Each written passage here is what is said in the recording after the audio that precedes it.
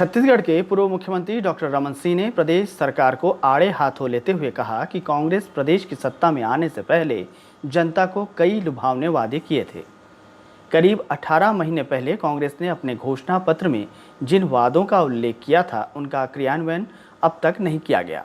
रमन सिंह ने मुख्यमंत्री भूपेश बघेल को उन सभी वादों को याद दिलाते हुए कहा कि सत्ता में आने से पहले झीरम का काला सच भूपेश बघेल के पास था तो अब कहाँ है। वहीं बेरोजगारों को रोजगार देने का वायदा करके अब सरकार इससे मुकरने लगी है।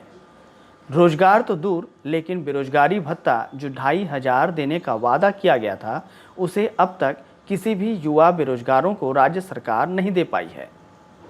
सरकार में आने से पहले शराबबंदी की बड़ी बड़ी बात करने वाली कांग्रेस रोड मैप की बात करती थी। वो रोड मैप पूरी तरह से नदारद दिखाई दे रही है। सरकार बने 18 महीने हो चुके हैं, लेकिन किसानों को 2500 रुपये धान का समर्थन मूल्य नहीं दे पाई।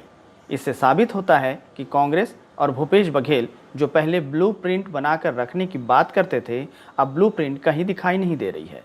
सरकार सभी ब्लूप्रिंट को नकारते हुए आम जनता से केवल छलावा कर रही है। इसे जनता अब भली भांति जानने लगी है। आज से 18 महीने पूर्व जब जन घोषणा पत्र जारी किया गया, उस समय जन घोषणा पत्र जारी करते समय माननीय भूपेश बघेल जी के पास वो सब थे जिसके बारे में आज वो इनकार कर रहे हैं। उस समय उन्होंने सार्वजनिक रूप से कहा था कि झीरम के सबूत उसके पास हैं, नवयुवकों को बेरोजगारी भत्ता देने का ब्लूप्रिंट उसके पास है। उन्होंने ये भी कहा था कि शराबबंदी कैसे की जा सकती है, इसका पूरा का पूरा रोड मैप उन्होंने बना कर रखा है। 2500 रुपया नवयुवकों को बेरोजगारी भत्ता कैसे देंगे, उसकी कार्य योजना उनके पास है। 2500 रुपया धान की कीमत कैसे देंगे, उसके लिए योजना उनके पास है। 2 साल का किसानों को बोनस कैसे देंगे, ये सारी योजना जब उस समय जन घोषणा पत्र जारी हो रहा था तो सबके बारे में सार्वजनिक रूप से बोला करते थे कि उनके पास ये सारे के सारे काम करने की, तत्काल करने के ब्लूप्रिंट उन्होंने बना के रखा है। अब 18 महीने निकलने के बाद इन सब बातों से आज अलग होकर इनकार कैसे कर रहे हैं। प्रश्न इस बात का है कि उस समय ये सब ब्लूप्रिंट इनके पास थे तो आज क्यों इसका क्रियान्वयन सरकार समय रहते नहीं कर रही है। इंतज़ार करते करते युवा आत्महत्या करने के लिए मजबूर हो रहा है और आज सबके मन में ये बात है कि सरकार ने केवल छल किया है, इस क्रियान्वयन करने की क्षमता सरकार के पास नहीं है।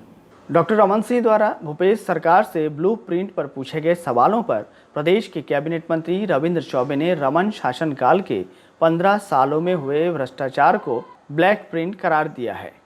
मंत्री रविंद्र चौबे ने सीधे तौर पर रमन सिंह द्वारा लगातार सरकार पर लगाए जा रहे आरोपों को धारावाहिक बताया। रविंद्र चौबे ने कहा कि रमन सिंह अपनी 15 सालों की कारगुजारी को छुपाने के लिए महज 18 महीनों की सरकार से हिसाब मांग रही है, जबकि जनता ने भाजपा को सदन में एक कोने पर सिमटा दिया है।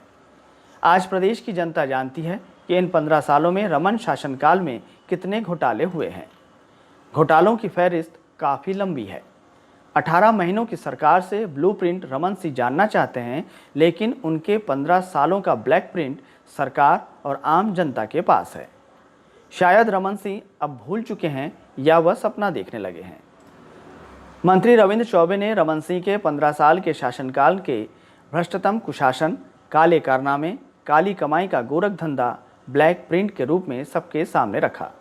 18 महीने की सरकार 3 महीना अगर आचार संहिता को छोड़ दें तो 15 महीने की सरकार से लगातार हमारी वायदा को याद दिलाया जा रहा है, प्रश्न किए जा रहे हैं। हमारे आदरणीय मुख्यमंत्री जी से पूछ रहे हैं कि ब्लूप्रिंट कहाँ है।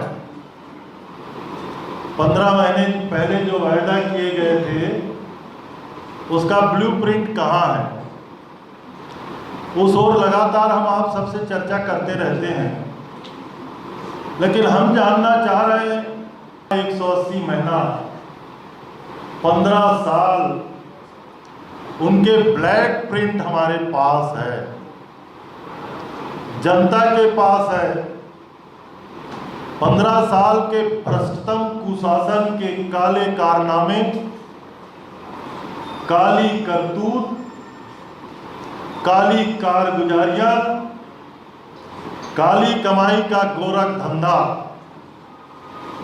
ये ब्लैक प्रिंट है जिसको इस प्रदेश की जनता ने देखा, जाना और समझा और सदन में एक कोने में 15 की सीमा तक उनको समेट करके रख दिया।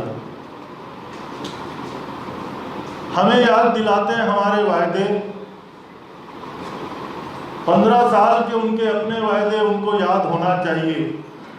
वायदे इतने किए थे कि उन वायदों का हुकूमत में रहते उनको खुद को ख्याल नहीं आया।